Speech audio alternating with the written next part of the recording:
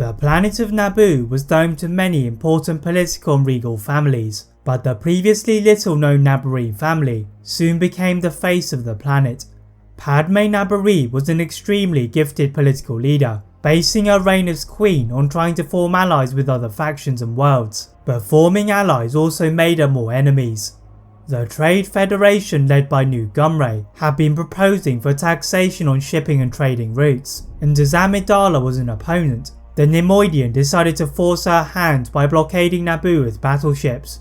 The conflict of interest would change the life of the Queen, as during her attempted escape of the blockade, alongside the Jedi of Qui-Gon Jinn and Obi-Wan Kenobi, her starship had suffered damage to its hyperdrive, and they required an emergency landing on Tatooine. Using her disguise as Padme, she joined Qui-Gon, R2-D2 and the Gungan Jar Jar Binks in looking for parts to their ship when the Jedi Master encounters a convergence in the Force.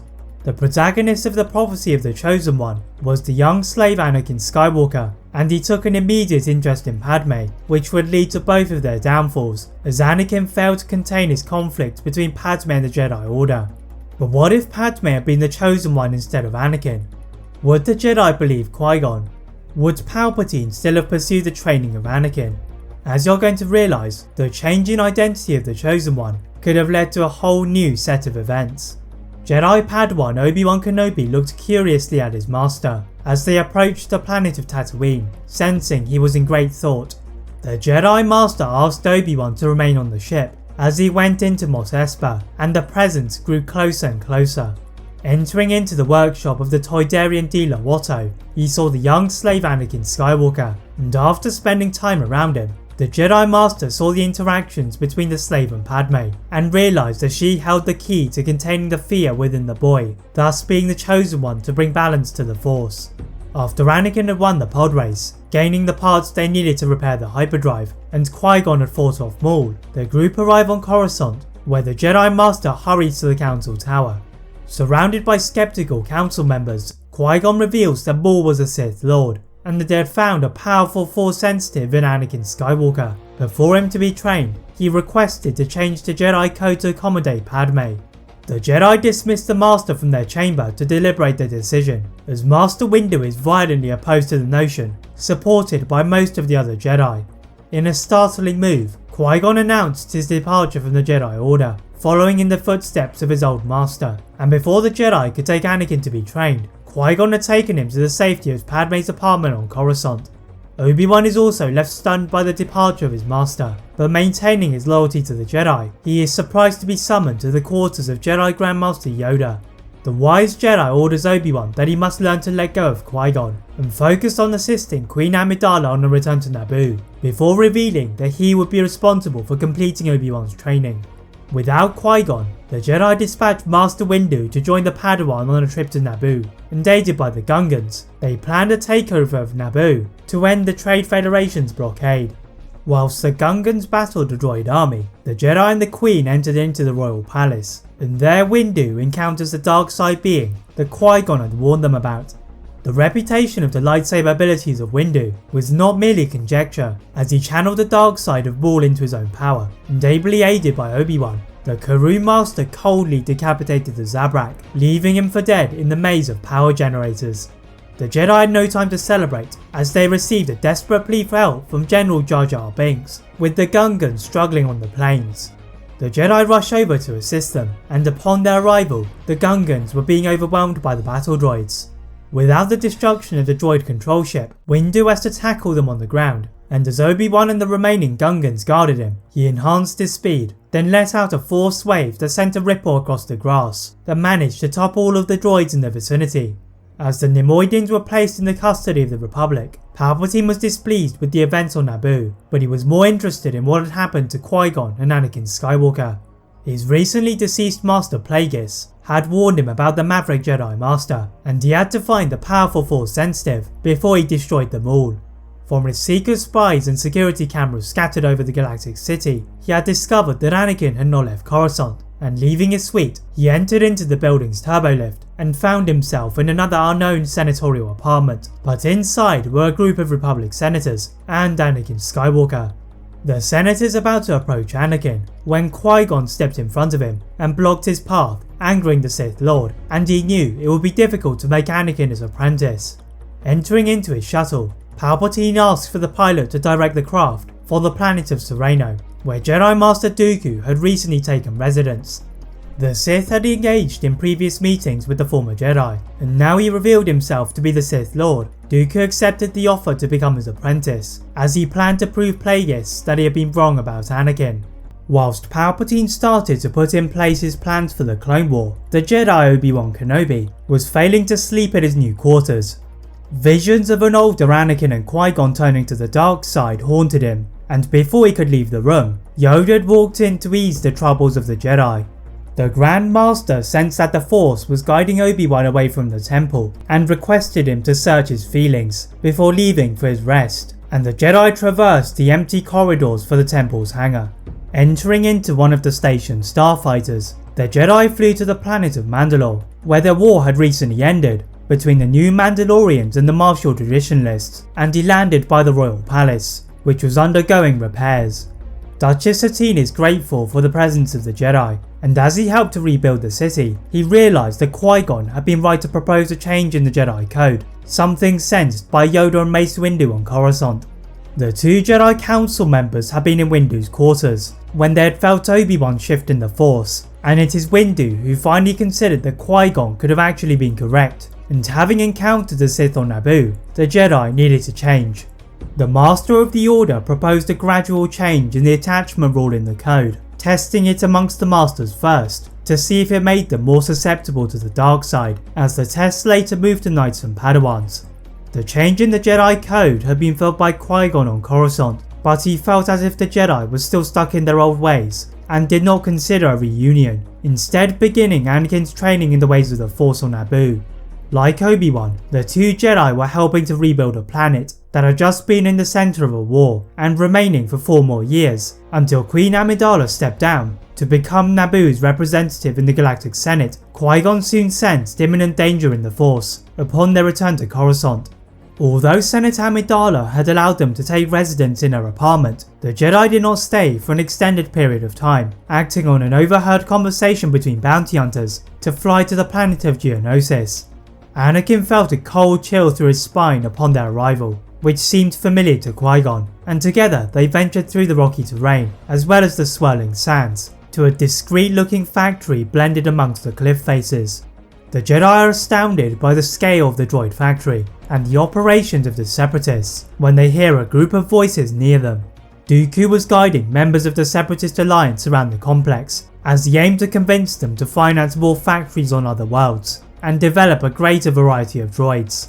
The Techno Union in particular were interested in droid innovation, and after they had negotiated their deals in Dooku's hideout, Qui-Gon and Anakin leapt down from their ledge to the Separatist leader. Dooku was surprised to see his old Padawan, and Qui-Gon condemned the fall to the dark side, but rather than trying to convince him to return to the light, he asked him why he had taken the offer of the Sith. Dooku reveals his continued frustrations with the predictable Jedi and the corruption in the Galactic Republic before pointing to Anakin.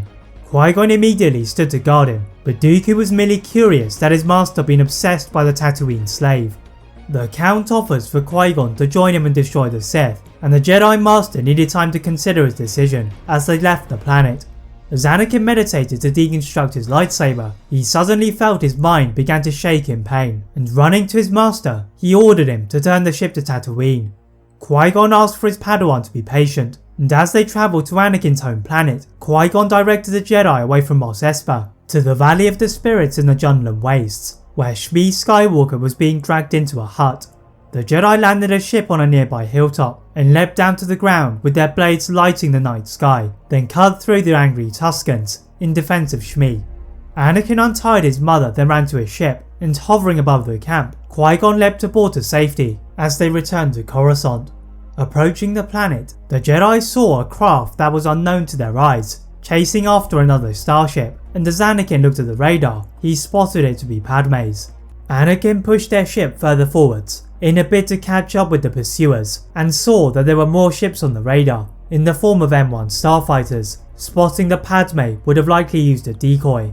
Swiftly moving to the ground, they catch sight of an explosion in the Naboo starship, and as Anakin pursued the assassin, Qui-Gon and Shmi headed for the apartment of Padme Amidala, where he asked for her view on the deal proposed by Dooku.